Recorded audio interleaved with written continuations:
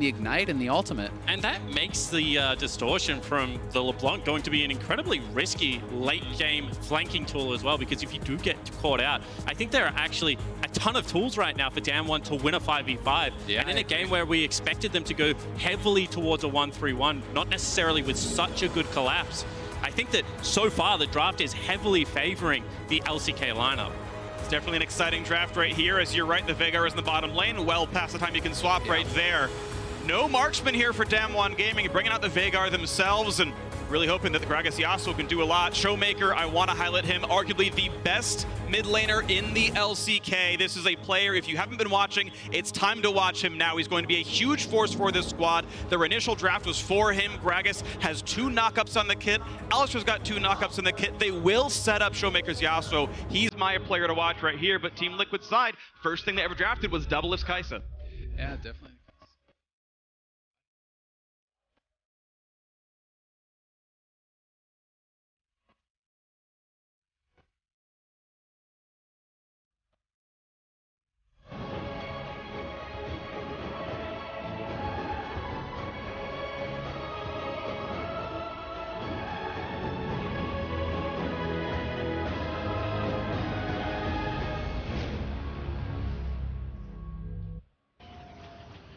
Into the first game of Worlds for the North American champions, Team Liquid. DWG Gaming crushed their way through the play-in stage. They are South Korea's 3rd seed here, representing LCK, hoping to pick up what SKT did earlier, picking up a win.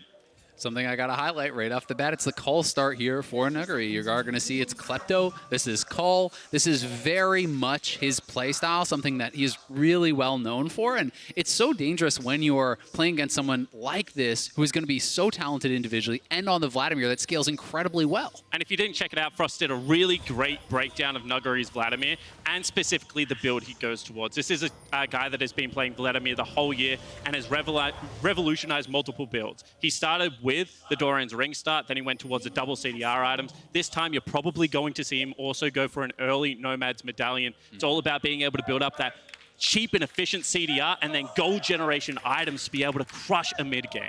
And it becomes a really difficult proposition for your opponent, right? If you are Xmithie, do you dedicate your early game time to trying to keep down this Vladimir that is somewhat of a ticking time bomb? You may hold him down for a bit. When that Klepto gold is coming in, the call cashes out, you really are going to be ramped up into that mid game pretty quickly. Yeah, and it's one of those things that, as I mentioned, the way they hit Aatrox was a lot of that wave clear, a lot of that shove. So even if you do get into the lane, he's not really going to be able to push out and help other parts of the map. That was an area of Impact's game I felt like got much better for Team Liquid. He was constantly roaming out of that top lane. So I think that this might not necessarily lend to that playstyle, and I would like to see them go all in on the bottom lane.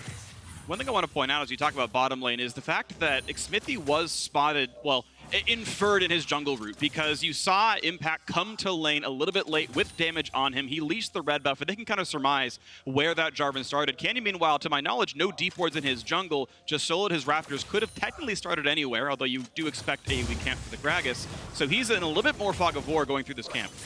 Yeah, and Xmithie was actually spotted on a ward there, but ShowMaker's not getting out. Knockup is there, Ignite there, pretty good damage. A little bit of trade on the way back, no chains for Jensen, but Q&W lands, and ShowMaker early recall without TP to get back to lane. I mean, that was honestly really sloppy. Xmithie walked over a ward. There's no reason that ShowMaker shouldn't have been able to actually, play to the other side of the map. You even called it out, Phreak. They knew that Xmithie was very likely starting on that top side, given that Impact showed up late to lane. So, perhaps a little bit of jitters there in the early game from ShowMaker. Yeah, absolutely could be, and when he starts something like the Doran's Blade, that means he wants to play up in the lane and trade very aggressively, not having the teleport to get back as well. That's going to cost him experience. And when you're playing against a LeBlanc, experience becomes very crucial because they're all in at that level 6 mark, especially if she hits it first, can become very oppressive in the lane. So I would expect Canyon to now visit this lane and try and even out that gap.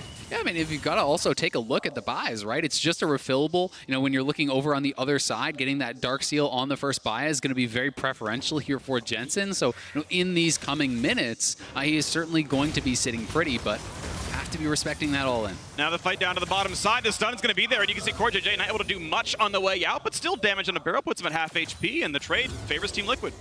It's always been something that Galio has in his kit, just the upfront burst damage if you are able to land abilities. And that is going to require very good brush control. So I'm interested to see how they maintain this push and whether they can continue to replicate that in the lane, because I feel like it's going to be necessary. Yeah, I definitely agree. It is incredibly important. And, while you can kind of play more aggressively, I feel in these early levels against the Veigar, as you start stacking up that passive, as you start getting these buys, and especially when you hit level 6, the burst potential alongside Alistar combo with Ignite really does threaten the 100-0 type of play. So TL is going to try to have to create advantages in these early levels and try to get something done before DAMWON can get there. Yeah, and I think that when we have a look at how TL should look to open up this map, it is through a lot of what is already going well for them. Mid lane push is going to be there. Bottom lane push. That opens up the blue side bottom jungle. That's where majority of Canyon's experience in gold is going to sit. And if you open that up for Xmithie, it's only going to mean good things. So I think this is, one of those, hasn't been an explosive early game, but is certainly playing out to the script. Yeah, and if you take a look, you can very easily see where DAMWON is playing to. Look here on the minimap, 4 deep wards in that TL, top side jungle. This is why we are seeing Impact sit back under turret, willing to give up farm. He knows he is playing weak side of the map, and if you step up, if you're trying to trade with this Vladimir, despite the fact that Vladimir is weak in the early levels, Canyon can very easily be behind him. So this is intelligent play from Impact, and despite the fact that he's down farm, he has to play it out this way. And the first time that Xmithie shows on his side of the map, he actually is able to shove Nuguri back. So I like Impact's timing. Once again, this is a former world champion. I feel like a lot of people sleep on Impact despite so many promising performances recently. Definitely an incredible player, has been one of the best top laners in North America for a while. It's been a while since people have called him the #1.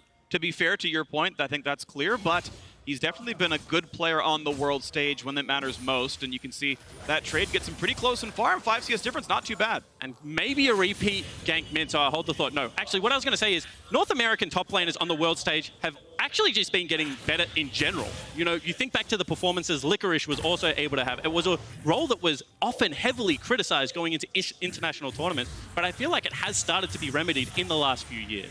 Yeah, I definitely agree. Mostly on the backs of, I think, Impact as well as Licorice. These guys have been really big standouts for the team, and certainly excited to see how they will be able to perform against some of this top competition here. But, thus far, pretty slow early game. It is going to be the Infernal first Dragon, so interested to see if either one of these teams are going to be looking to kind of make a move towards that. But thus far, it feels like DAMWON is just tracking Xmithie everywhere he goes. They have had such good vision. They've had so many pink wards down across the map. You can still see there is one back up in his jungle over here. There's another pink ward down on the bottom side. He spotted out starting out this Dragon. So Xmithie has really kind of been stifled by really good wards from DAMWON.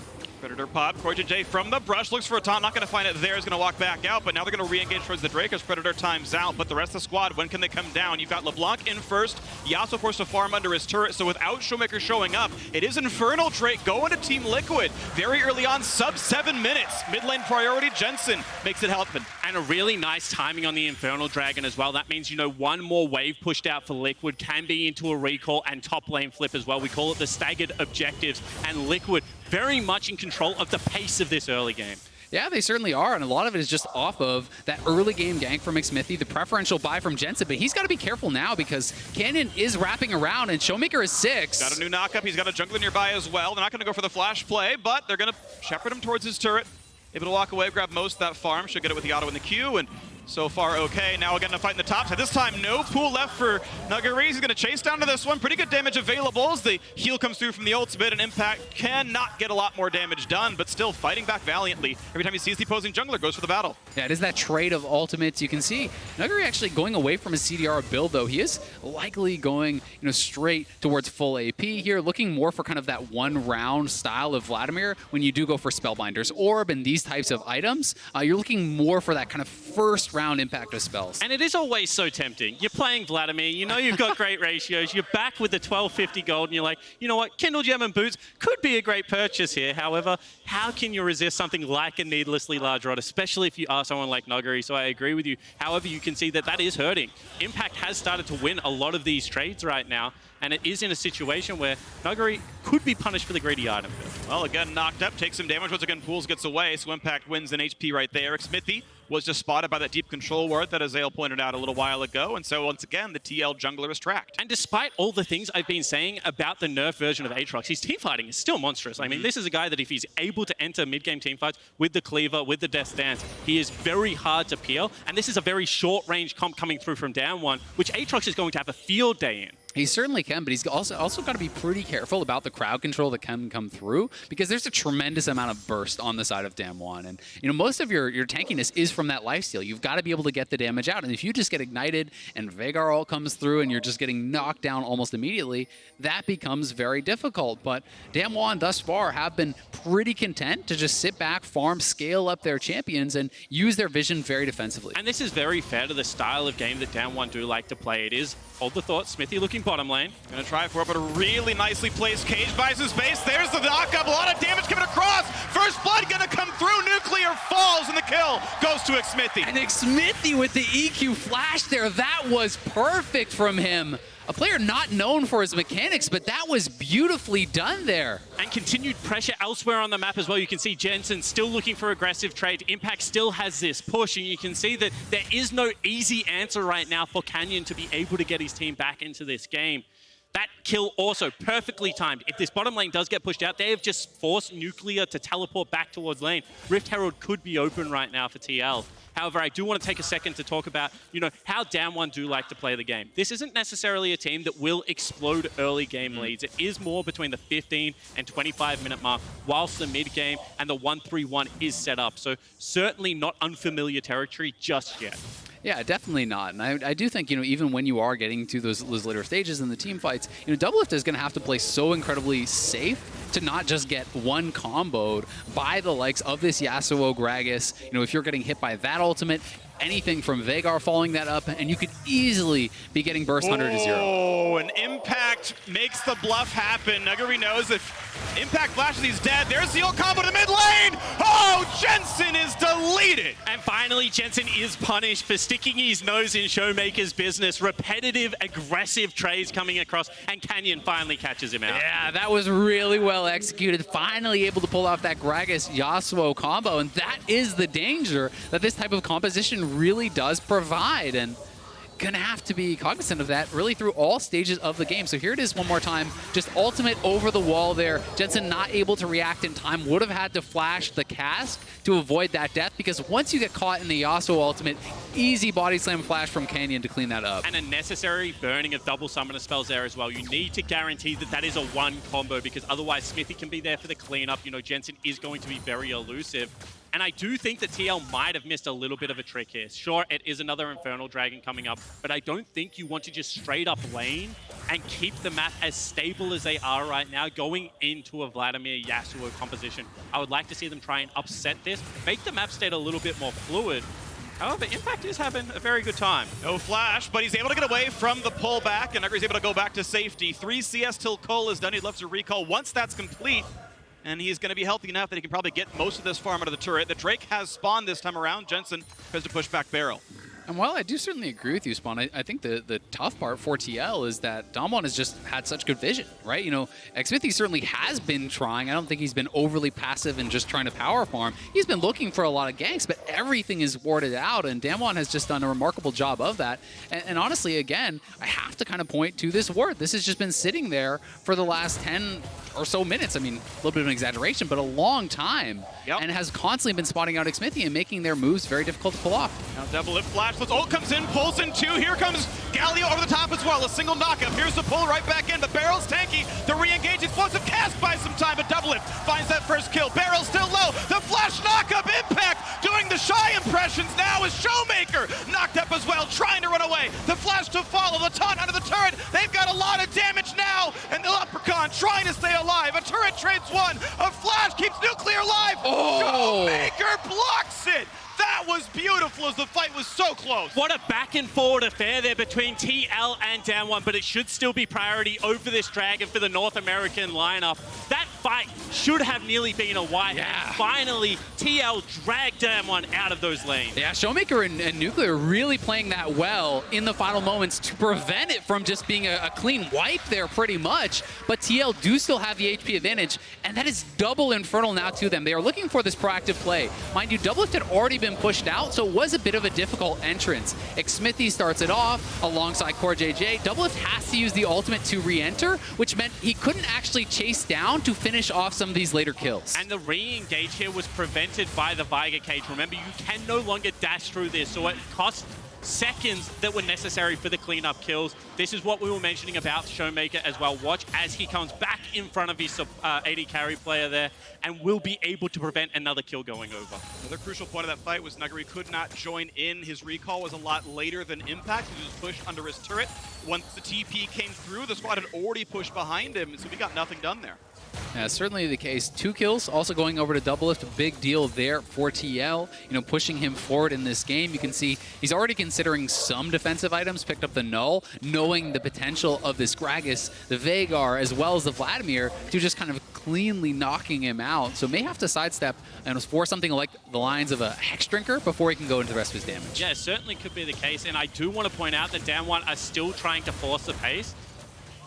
Ooh, Jensen able to juke away from that one, not tagged by Beryl's knockup combo. 3k health on this Herald right now as we wait to see if this gets pushed down again. A chain towards Beryl, decent damage there. The eyes open. Smite comes through for Canyon, nicely done. I don't know if TL can shepherd this though. They're gonna let Beryl take this one? No, not just yet. Impact coming through as well. This could be another team fight right now. The knockup are in though. Look at the damage output. Zonia's buys a few seconds. ShowMaker a bit low, still running around. Xmithie almost dead, but the knockup makes ShowMaker go down 1-for-0. Impact will be traded off as Hemo Plague does a lot of damage. Now the 4v4, the Smite comes in. Body slam, auto attack. That's gonna do it. Canyon picks up the second kill of the fight. This one goes DAMWON's way. Yeah, this is certainly in DAMWON's favor. They're grabbing the steal. Canyon with a great smite to take away that Rift Herald is the big difference in this fight. And when Impact looked to enter, he was completely shut down by that Veigar cage. His first QE actually got him stunned, and now DAMWON can look for this mid lane turret. It should be theirs.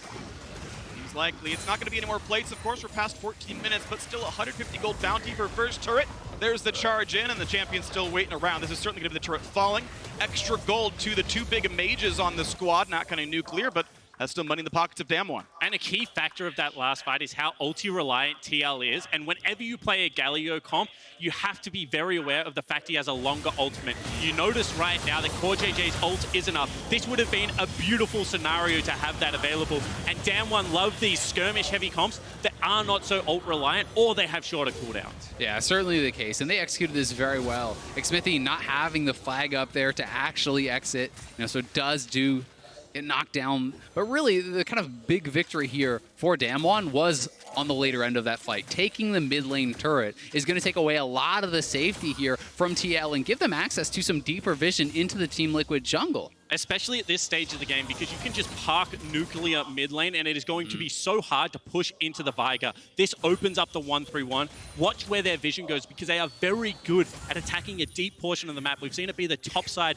the entirety of this game. And wherever Canyon and Beryl float towards is the area I expect to try and shove TL away from these turrets. And also now that Nuclear actually has his first completed item here, he has that Super Soaker, the slow on this with Glacial Augment is so big that it does allow you to set up your own cage very, very easily. And when you have someone like Canyon coming in as well, that can force flashes out, that can force cooldowns out of Team Liquid to try to escape those setups. Definitely going to be a player we watch for here. DAMWON certainly not gun-shy about engaging and taking fights. 4-4 in kills, and the gold lead about 1,000 in their favor. That, of course, answered by Team Liquid's double Infernal Drake, fighting that back quite a lot. Nuguri a bit low, though. Chained up, has the big heal available. Uses that through the Ignite, but this could still be a TL dive. Now, the Sanguine Pool is available as he charges up. Doesn't find anyone to fight just yet. That's just health missing now, and that's going to be the chain. That's going to be damage. Wait, there's the kill finally coming through. Jensen grabs that one. Easy enough dive, 4v0 essentially. And it's not every day after mid lane turret goes down that you're able to gain push over that area and stay for a wave and a half to just wait and dive out Nuguri. Sure, they are trading objectives on the other side of the map, but you can see Impact did the right thing. He floats into mid lane, he collects the additional wave, So this is TL coming out with an extra kill, but also extra CS advantage. Yeah, exactly. It is that turret trade. They go positive 1 kill. They slow down the Vladimir here a little bit, so certainly a nice play for Team Liquid.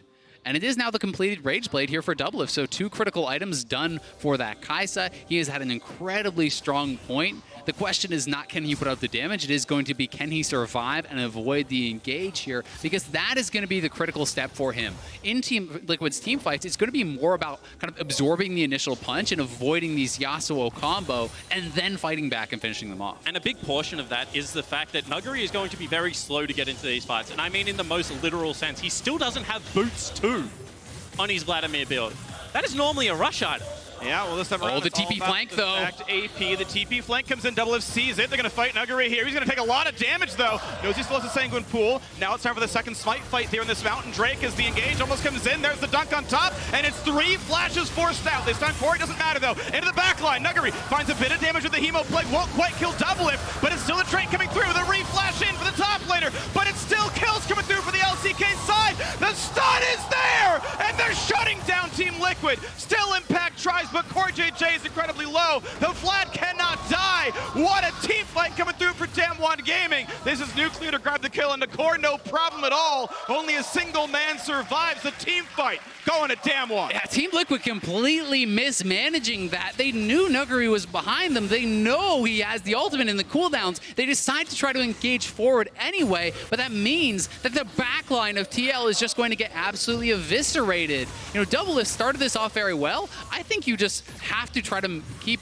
better eyes on Nuguri here, because as they go for the engage, look at all the damage he's able to get on. His Q is already empowered off of the Gromp. The flash in, DoubleLift is now out of the fight. Yeah, absolutely. You see the value of Veigar at the end of this as well. Cage about to go down, and DoubleLift just flies into the edge of it. That's just game over as far as this team fight is concerned. They have to be much more aware of where Nuclear is going to be with the utility, and Nuguri's damage is going to be the highlight. Yeah, it certainly is. And that cage will interrupt you mid-ultimate. That will stop you in your track. So DoubleLift has to be, pretty damn careful about that. Every single player on Team Liquid has a spell that is interrupted by the Veigar cage. Event Horizon works against all 5 of those characters. It's been very powerful so far. Good damage output, second only to the farming Vladimir, and the CC super in there as well. So 2,500 gold is the DAMWON Gaming lead. Still, that's answered by the Drakes that TL have, but it still feels like it's going the way of the Koreans. And now this is the stage of the game you need to be able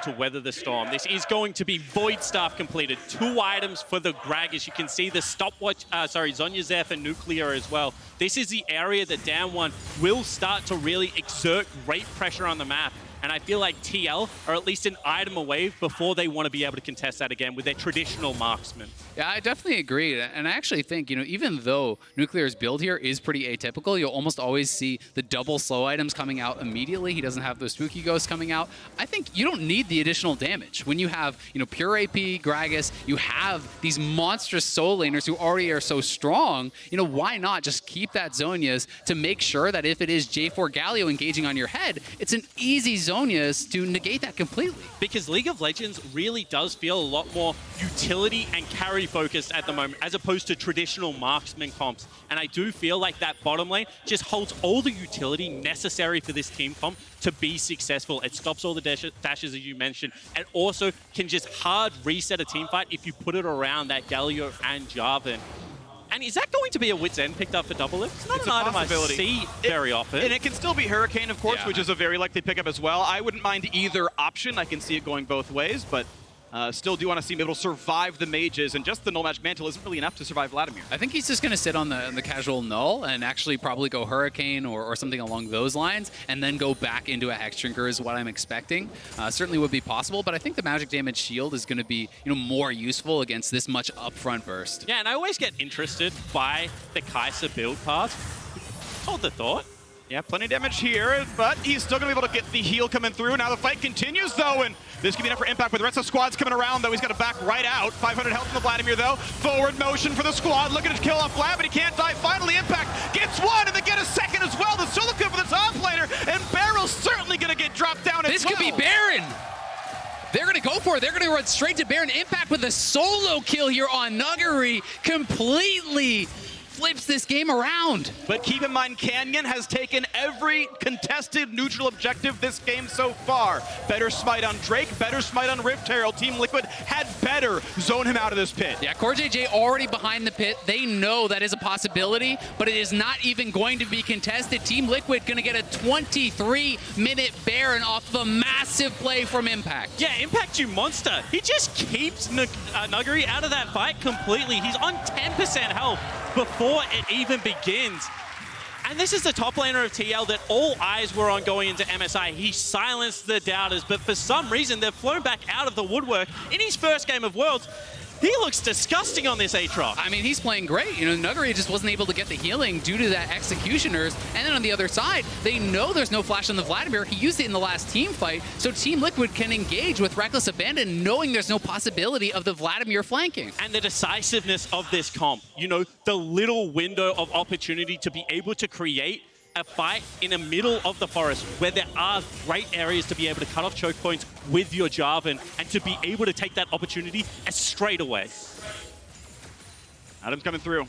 Phantom Dancer comes through for DoubleLift. It's going to be the shield option here, not the Hurricane. Not either of the things we predicted, but it is going to make it more durable. That makes a lot of sense because if he keeps flying into that Veigar ultimate, he really needs a QSS. You know, he's going to be able to cleanse that one off eventually, so I do like the itemization. This time around, though, really big damage, and Nuguri couldn't get away from the back half of the chain, so the pull comes through as Impact is going to have to back off of this one, but you can see this Aatrox doing well on the trades. Yeah, no one is answering Jensen right now, and he does have those Baron minions, so TL is pushing on two sides. You can see he's just shoving this down. No one even close to actually answering Jensen, so TL is going to push up mid lane, pressure this bot lane turret, and use their mid lane squad to now rotate over to this dragon from mid and just be able to grab that, no problem. And I feel like this is now the stage of the game that it becomes very difficult to navigate because we've already seen DAMWON want to come from multiple areas of the fight, but because the map has been pushed up for so long, it's going to limit the amount of teleport flanks that you're able to generate.